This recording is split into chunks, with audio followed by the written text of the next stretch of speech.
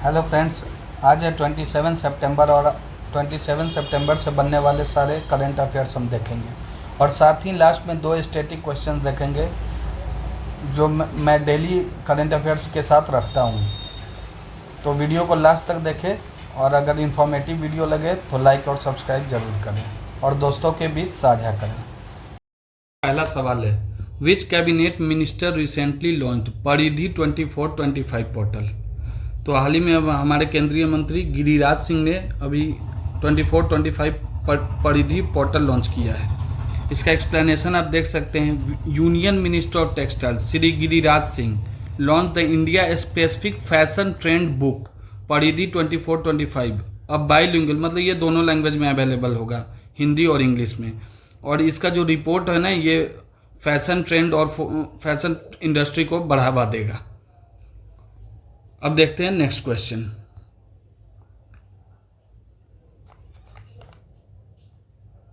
World maritime day celebrated on which day.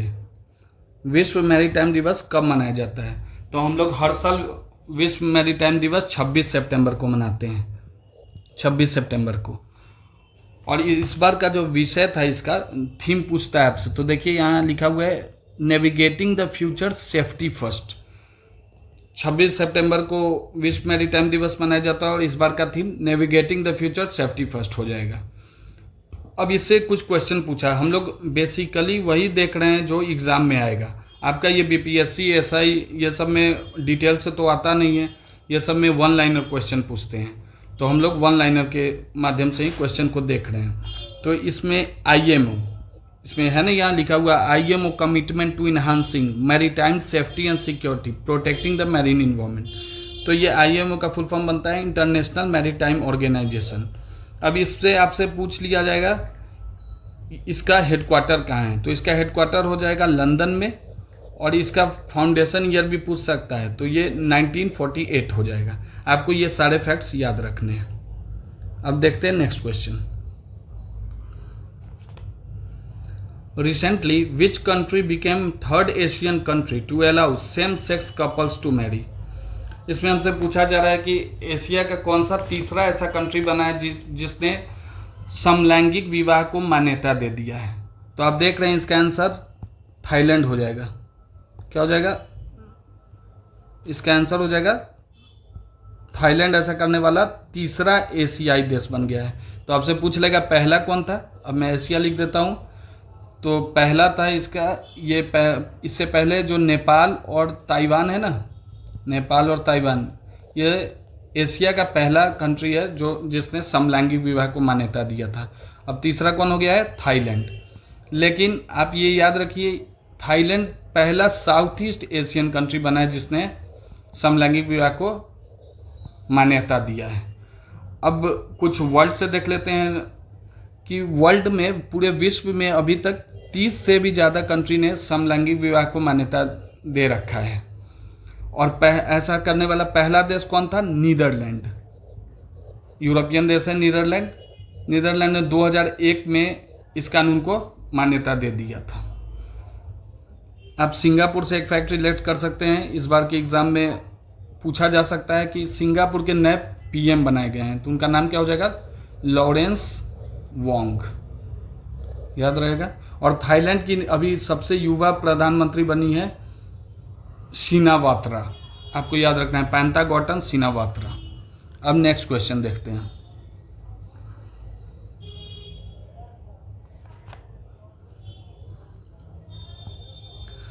Doubles pair जीवन नेंदु छेजियान and Vijay Sundar Prashanth won title at which open. अभी हाल ही में ये जो जोड़ी है जीवन नेंदु छेजियान एंड विजय सुंदर प्रशांत ने कौन सा टाइटल जीत लिया है? तो इन्होंने अभी हांगजाऊ ओपन में एटीपी टूर टाइटल जीता है। एटीपी टूर टाइटल जीता है और इस जोड़ी ने ऐसा पहला एटीपी टूर टाइटल जीता है। अब देखते हैं कि अगर इंडिविजुअली देखा जाए तो जीवन नेंदु छेजियान का ये पहला एटीपी टाइटल है, पहला एटीपी टाइटल हो जाएगा। लेकिन विजय सुंदर प्रशांत जो है ये 2017 में रोहन बोपाना के साथ इन्होंने अपना पहला एटीपी टूर टाइटल जीता था। ठीक है।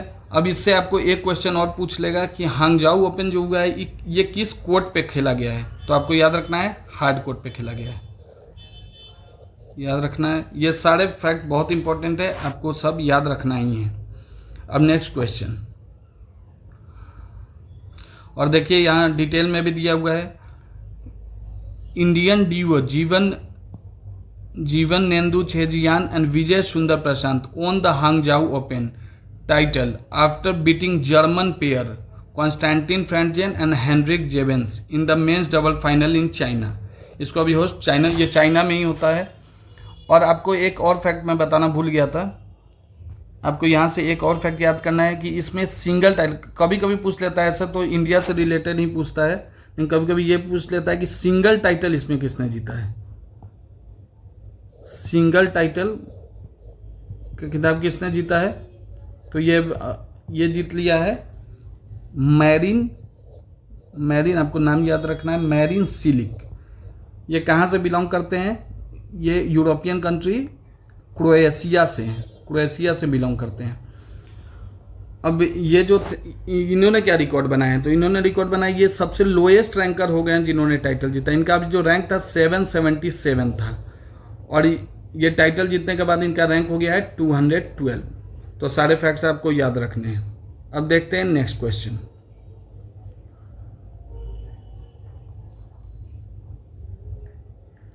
Justice Suresh Kumar Kait has recently become the chief justice of which high court.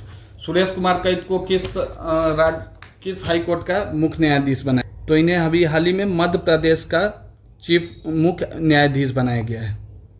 और इनका जो शपथ ग्रहण है ये किसने करवाया है, तो यहाँ के राज्यपाल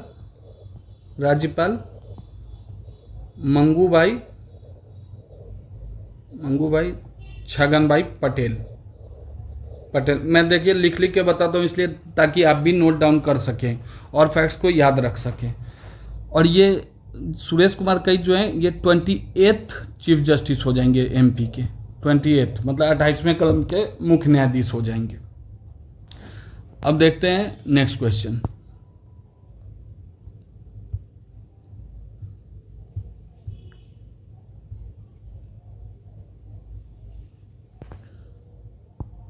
Who has recently been appointed as the next Vice Chief of Air Force? Next vice chief किसे बना लिया गया है, मतलब उप मुख्य किसे बनाया गया है, तो ये एयरफोर्स के उप मुख्य कौन बन गए हैं, एसपी धारकर। क्योंकि ये जो अमनप्रीत सिंह जो अभी वाइस चीफ थे इनको अब चीफ ऑफ एयरफोर्स बनाया गया, चीफ ऑफ एयर स्टाफ, ये अब चीफ ऑफ एयर स्टाफ हो जाएंगे।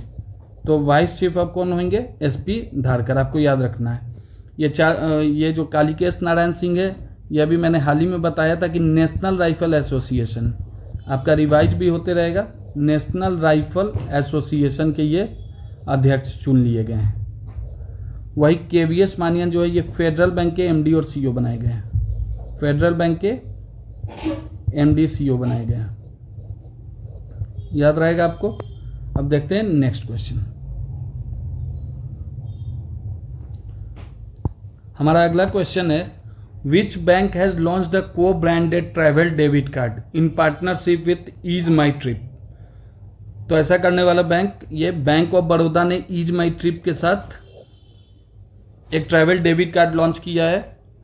तो इससे क्या होगा ना, जो कार्ड होल्डर होंगे उनको ट्रैवल करने में बहुत सुविधाएं मिलेंगी, जैसे डिस्काउंट्स मिलेंगे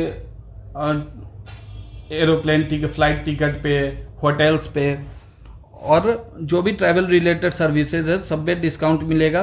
और ये सिक्योरिटी पर्पस इसका बहुत अच्छा रखा गया है ताकि जो कार्ड होल्डर्स हैं उनके साथ कोई साइबर क्राइम ना हो। और ये जो है आप यहाँ देख रहे हैं, दिस इज़ द फर्स्ट को branded travel debit card launch by public से। ये बैंक ऑफ बड़ौदा जो है ना ये पहला पब्लिक सेक्टर बैंक बन गया है जिसने ट्रैवल डेबिट कार्ड को लॉन्च किया है। तो सारे फैक्ट्स आपको याद रखने हैं। आप एसबीआई से आप क्या याद रख सकते हैं, एसबीआई के अभी हाल ही में डायरेक्टर जो बनाए गए हैं वो सीएच सेठी बनाए गए हैं, याद रखना है सीएच सेठी बनाए गए हैं। अब नेक्स्ट क्वेश्चन है,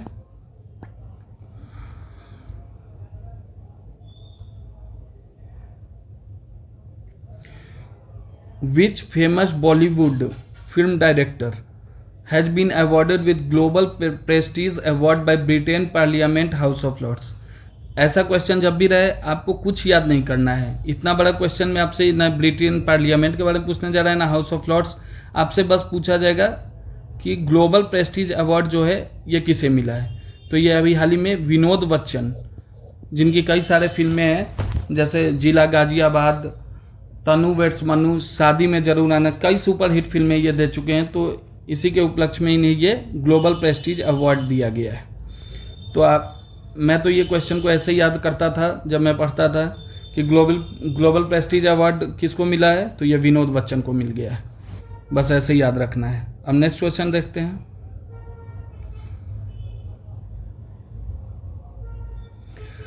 Recently, which institution has developed a lightweight bulletproof jacket named अभेद? तो ये अभी हाल ही में किस संस्थान ने अभेद नामक बुलेट प्रूफ बनाया है? ये लाइट वेट है, बहुत हल्के वेट का है ये। तो अभी DRDO और IIT दिल्ली ने अभी इस बुलेट प्रूफ को बनाया है। इसका अभेद का फुल फॉर्म क्या बनता है? Advanced ballistics for high energy डेफिट। अभी जो बीते कुछ वर्षों में इंडिया मतलब बहुत सारे कैजुअलिटीज हुए हैं हम लोग को, क्योंकि बुलेट प्रूफ का शॉर्टेज था हमारे पास। तो ये बुलेट प्रूफ बन जाने से अब क्या होगा? That can absorb the impact of bullets fired by terrorist and Pakistan army soldiers. That will no longer be so. अब ऐसा ज़्यादा नहीं होगा। अब नेक्स्ट क्वेश्चन है,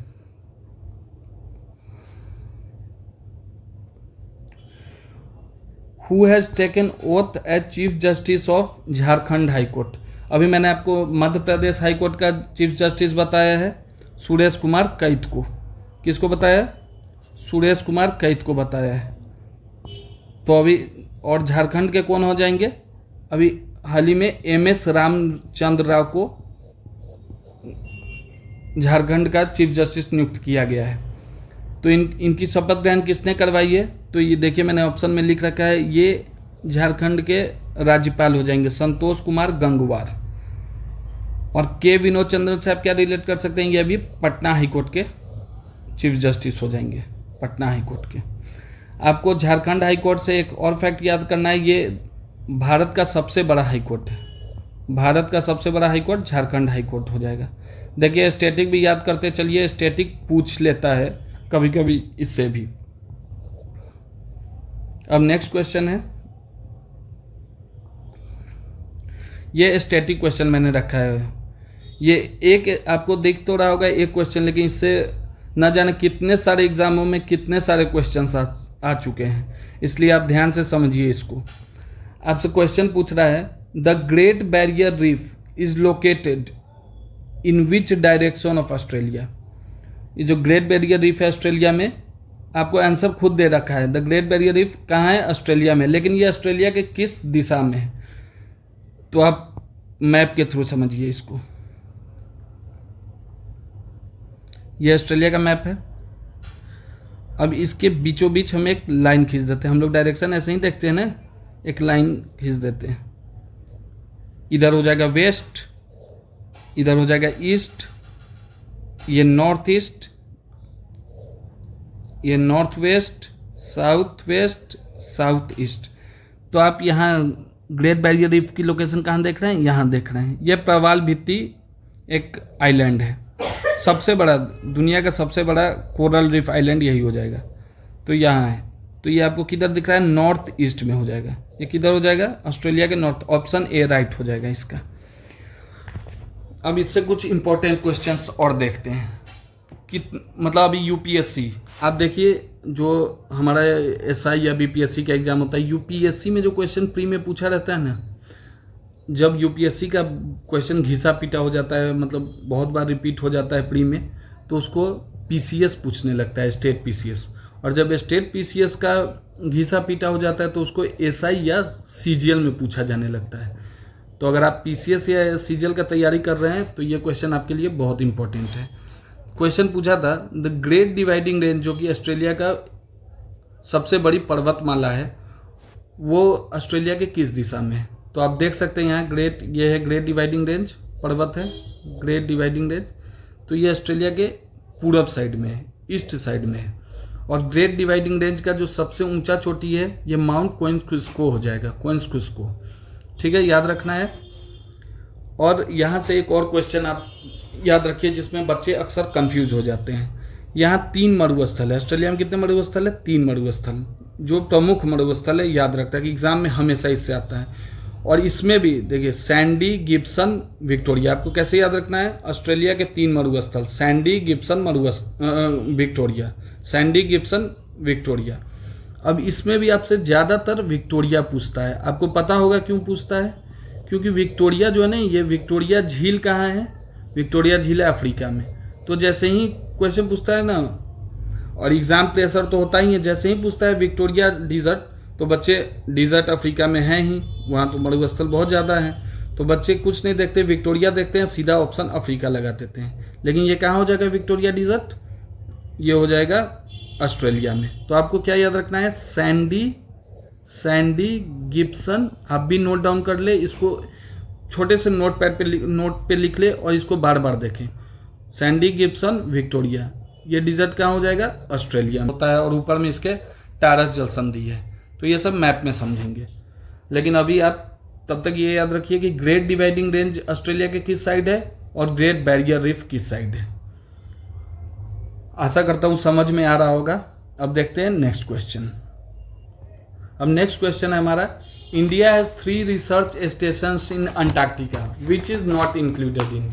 आपको बताना है कि भारत का कौन सा रिसर्च स्टेशन इनमें से नहीं है। तो आप ऑप्शन देख लीजिए, मैंने ऑप्शन रखा ही है इसलिए कि आपको याद रहे।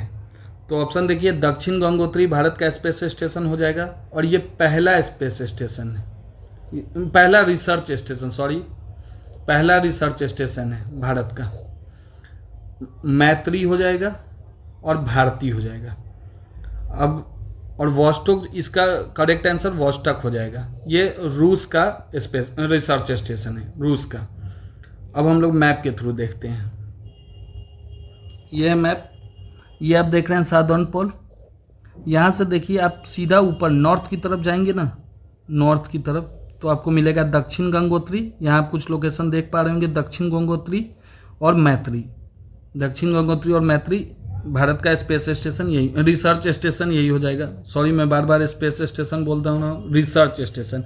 क्योंकि आप देखिए ना, अंटार्कटिका महाद्वीप जो है, इसको बोला ही जाता है कि विज्ञान के लिए समर्पित महाद्वीप। यहाँ बस वैज्ञानिक जाते हैं खोज करने। अब देखिए भारती जो है ये कुछ इस साइड में हो जाएगा, इसमें दिया नहीं हुआ है। भारती, इंडिया का भारतीय स्पेस स्टेशन जो है उसका लोकेशन कुछ इस साइड में है। ये देखिए ये वॉस्टक है, जो ऑप्शन में था वॉस्टक, ये रूस का हो जाएगा। और ये दुनिया का सबसे ठंडा जगह, -95 डिग्री सेल्सियस यहाँ रहता है। दुनिया का सबसे ठंडा जगह यहीं हो जाएगा। अब नेक्स्ट देखते हैं। अब मैं आपको स्ट्रेटजी समझाता हूँ अमेरिका की। यहाँ एक रॉस द्वीप है, रॉस आइलैंड है, ठीक है। यहाँ कौन सा है? एक रॉस द्वीप है। और उसकी जो सबसे ऊंची चोटी है वो यहाँ माउंट एरेबस। आप माउंट एरेबस याद रखिए ही रखिए, ये हजारों बार एग्जाम में पूछा जा चुका है कि माउंट एरेबस कहाँ है। तो ये यहाँ माउंट एरेबस है। ये एक सक्रिय ज्वालामुखी है, सक्रिय ज्वालामुखी। अब आपको पता है जब ज्वालामुखी फटता है तो अंदर से लावा निकलता है, और लावा से ही मिलते हैं खनिज पदार्थ। तो अमेरिका ने अपना सारा स्पेस स्टेशन जो है ना इसी एरिया में रखा है। अमेरिका ज़्यादातर space station, little America 1, little America 2, little America 3, ऐसे करके लिटिल अमेरिका 4 यहीं स्पेस स्टेशन रखा है, इस उम्मीद में कि यहाँ से तो ज़रूर कभी ना कभी कुछ मिलेगा। लेकिन आपको खुशखबरी ये है कि अभी तक अमेरिका को यहाँ कुछ नहीं मिल पाया है। और हर जगह तो अब रसिया वाला का कि अलास्का वाला किस्मत आएगा नहीं, साथ देगा नहीं। कि रसिया बहुत दिक्कत में था जब अलास्का उसके पास था, और जैसे ही उसने अलास्का अमेरिका को बेचा, अमेरिका को वहाँ गोल्ड माइंस मिल गए, पेट्रोलियम भंडार मिल गया, नेचुरल गैस भंडार, सब कुछ मिल गया। तो यहाँ अभी तक कुछ मिला नहीं है। अब अंटार्कटिका में पहला बार, आपको स्टैटिक से बता दूं, और पहला बार ओजोन छिद्र मतलब ओजोन होल कहाँ देखा गया था? पहला बार ओजोन होल जो है ये 1985 में यही देखा गया था, अंटार्कटिका में ही देखा गया था, अंटार्कटिका में। और दूसरी बार भी यही देखा गया था। ओजोन होल, ओजोन में छिद्र को नहीं बोलते हैं, ओजोन होल जब ओजोन का परत पतला होने लगे, ओजोन लेयर जो है वो पतला होने लगे तो उसको ओजोन छिद्र बोलते हैं, ओजोन होल। आपको पता होगा कि अंटार्कटिका का बर्फ धीरे धीरे पिघल रहा है और इसीलिए इसको पिघलेगा तो पानी बनेगा और समुद्र का लेवल बढ़ेगा और समुद्र के किनारे जितने शहर हैं ये सारे सबसे पहले यही डूबेंगे। तो और अंटार्कटिका आपको पता है, इसीलिए इसको गतिशील भी बोलते हैं, गतिशील महाद्वीप। बर्फ जो गलता है फिर पानी बनता है और मूव करते रहता है, इसलिए इसको गतिशील महाद्वीप भी बोलते हैं। सफ़ेद महाद्वीप, तो अंटार्कटिका को क्या क्या बोलते हैं? सफ़ेद महाद्वीप। और विज्ञान के लिए समर्पित महाद्वीप भी इसी को बोलते हैं। आशा करता हूं कि आपको समझ में आया होगा मैप के थ्रू स्टैटिक क्वेश्चंस अच्छे। मैंने एक आपको बस इसके थ्रू कम से कम 3-4 क्वेश्चंस बता दिए हैं। आप अगर डेली मेरा करंट अफेयर्स का क्लास करते हैं तो और लास्ट तक देखते हैं 2 स्टैटिक, तो आपका स्टैटिक 7-8 क्वेश्चन इससे हर एग्ज़ाम में, क्योंकि बिना मैप के कोई एग्ज़ाम ही नहीं होता, हर एग्ज़ाम में मैप से क्वेश्चन आते हैं, तो आपका 7-8 क्वेश्चन तो ज़रूर क्लियर हो जाएगा। Thank you.